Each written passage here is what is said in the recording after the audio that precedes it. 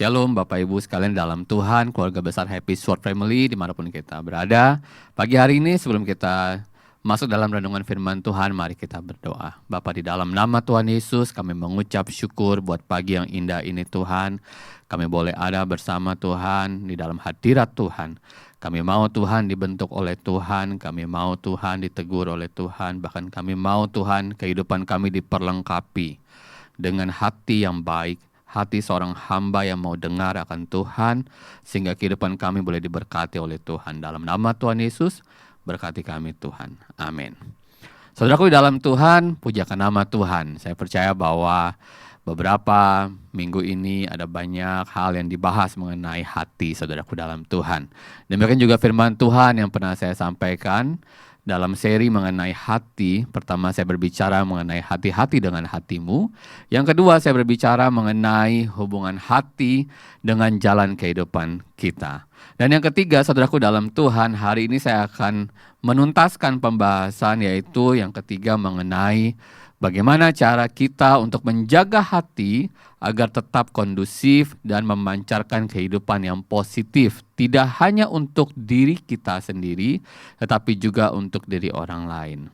Saudaraku dalam Tuhan, seperti mana kita ketahui bahwa jaga hatimu, karena di dalam segala kewaspadaan supaya kehidupan kita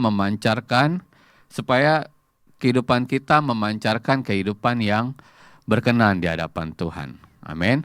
Nah, saudaraku dalam Tuhan, pada saat pagi hari ini, kita ingin agar kehidupan kita lewat hati kita memancarkan kehidupan yang berkenan di hadapan Tuhan.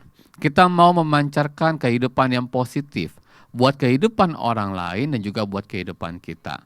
Saudaraku dalam Tuhan, di dalam hari-hari yang kita jalani, ada kerap kali kita diperhadapkan dengan situasi, dengan keadaan yang membuat hati kita tidak damai, yang membuat hati kita merasa kayaknya kok dongkol sekali gitu ya. Kok kita dalam kehidupan yang membuat hati kita kayaknya nggak bisa begini nih, saya nggak suka nih, saya kecewa dengan yang begini dan sebagainya. Saudaraku dalam Tuhan, saya ingin memberikan suatu kesaksian bahwa saya pun juga mengalami hal yang sama. Saudaraku dalam Tuhan, kerap kali saya dibawa dalam suatu keadaan yang saya harus ikuti maunya Tuhan seperti apa. Terkadang saudaraku dalam Tuhan, hati mungkin berbicara bahwa Tuhan saya nggak suka Tuhan. Tuhan kok begini ya, kok begini Tuhan. Saya merasa kayaknya kok begini ya gitu.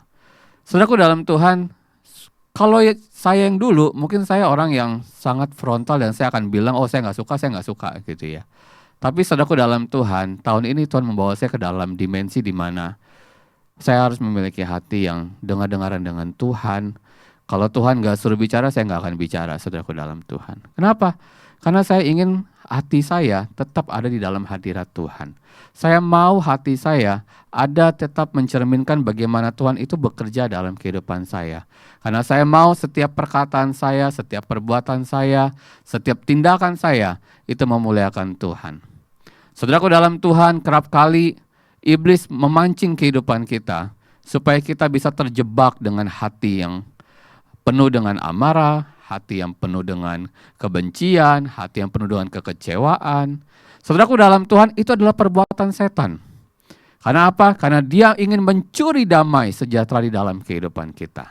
Nah, karena itu pagi hari ini, saya akan memberikan suatu firman Tuhan, lewat firman Tuhan yang hari ini kita boleh dengar, yaitu bagaimana kita bisa menjaga hati kita agar tetap kondusif.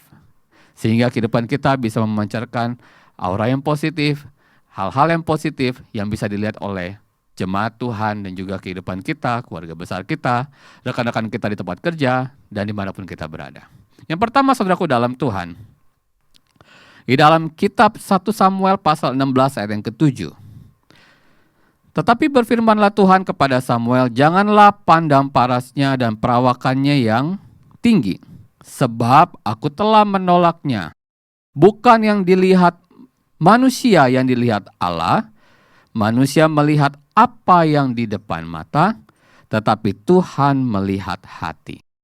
Jadi yang pertama saudaraku dalam Tuhan, kalau kita mau hati kita kondusif, yaitu membawa hati kita kepada Tuhan melalui doa, dan Tuhanlah yang menguji hati kita.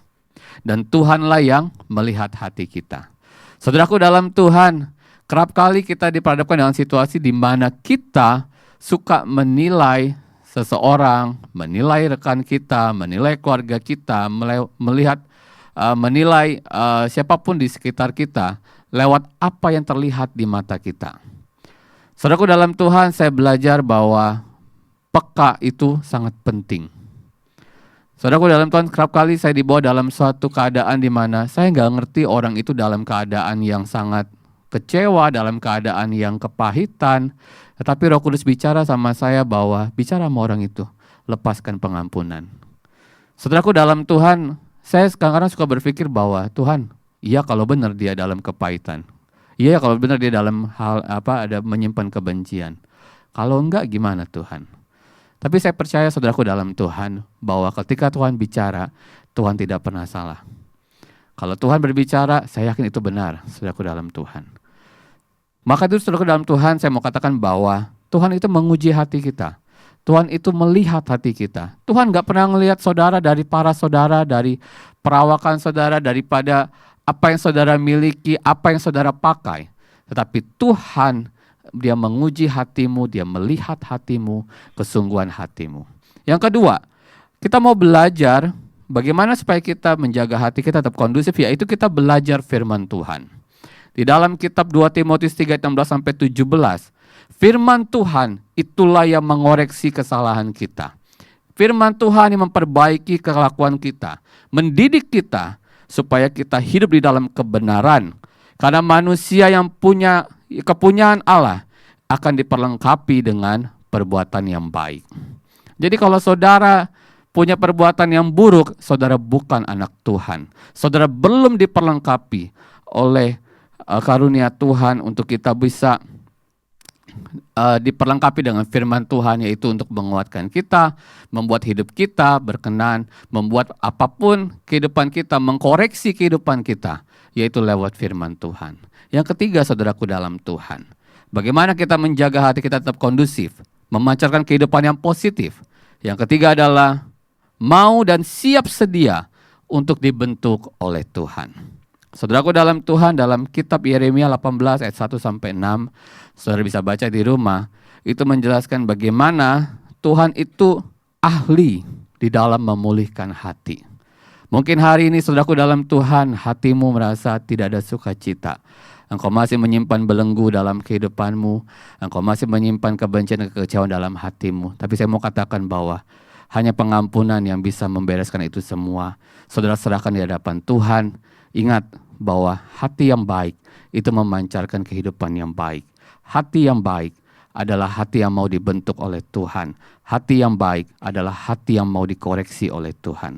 Supaya apa? Supaya kehidupan kita semakin berkenan di hadapan Tuhan.